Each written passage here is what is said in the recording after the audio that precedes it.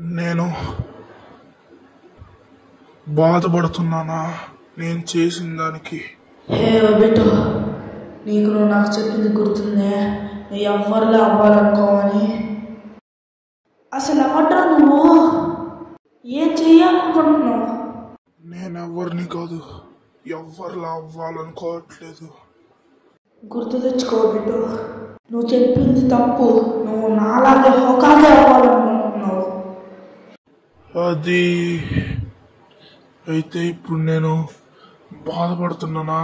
జరిగిన దాన్ని వదిలేయి, మనం ఎట్టో జరగబోయేదని మార్చలేము. ఇప్పుడు నువ్వు చెప్పే దాంట్లో ఏం ఉపయోగం లేదు. నిజం చెప్పాలంటే నువ్వు అసలు ఓబీటోనే కాదు. ఓబీటో అసలు ఇలా ఉండేవాడే కాదు. అసలు నీకు ఆ పేర్లు ఏం ఉపయోగమే లేదు. నాకు తెలిసిన ఓబీటో నాలాగే హోకాగే అవ్వాలనుకుంటాడు. అవును, అయితే నేను సెకండ్ స్టేజ్ ఆఫ్ 6 ప్యాచ్ ని కాదు. అసలుకి నువ్వు ఓబీటోవి. ఎంత కాదనుకున్నా నువ్వే ఓబీటోవి. ఎందుకంటే నువ్వు నాలాగే ఉంటావు. నేను అనుకున్నట్టు ఏదో ఒకరోజు హోకాగే అవ్వాలనుకుంటావు. నీకు నీ పేరెంట్స్ ఎవరో తెలియదు. నాలాగే కేవలం మన శరీరాలే వేరు. అంతేకాకుండా నువ్వు హోకాగేలా అవ్వాలనుకుంటున్నావు. ప్రజలను గుర్తించాలనుకుంటున్నావు అచ్చం నాలాగే.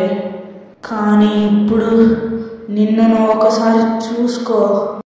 ఇంతకుముందు నువ్వు నాలాగే హోకాగే అవ్వాలనుకున్నావు, కానీ ఇప్పుడు ఎగ్జాక్ట్గా హోకాగే ఏం చేయడం అదే చేస్తున్నావు.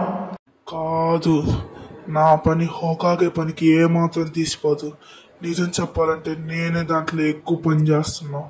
నేను ఒక శాంతితో కూడిన ప్రపంచాన్ని క్రియేట్ చేస్తా. తర్వాత ఏం చేస్తావు? ఏం చెయ్యాలనుకుంటున్నావు బిడ్డ? అవును, అది నిజమే. కానీ నువ్వు వెళ్ళే దారిలో చాలా కష్టాలుంటాయి. ఎన్నో రీయానిమేషన్స్ ఆపాలి. అంతేకాకుండా నువ్వు మీ షినోబి అలయన్స్తో కలిసి మీ షినోబి అలయన్స్ మొత్తాన్ని ఆపదలో పెట్టు. అంతేకాకుండా నువ్వు వెళ్ళే దారిలో అందరికంటే తొందరగా పని అయిపోతే ఎవరైనా దాన్ని ఎంచుకుంటారు. అసలు నువ్వు దేని గురించి మాట్లాడుతున్నావు? ఒక హోకాగే ఎప్పుడు సులువైన మార్గాన్ని ఎంచుకోడు. అతను ఎప్పుడు ఒక కష్టమైన మార్గాన్ని ఎంచుకుంటాడు. ఇప్పుడు నువ్వు ఇంకా ఆ మాట మీద ఉంటే మా నాన్నని హషిరామా గారిని చూసి నేర్చుకో.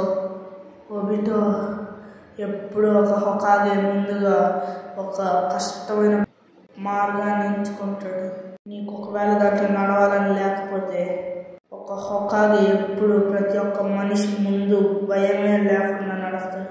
నొప్పి మొత్తాన్ని తన సైన్యంతో కలిసి ఒక్కడే భుజాల మీద వేసుకొని నడుస్తాడు. అప్పుడే ఎవరైనా హోకాగే అవ్వగలరు. ఒకవేళ నువ్వు హోకాగే అంటే నీ వెనక్కి తిరిగేవాడివే.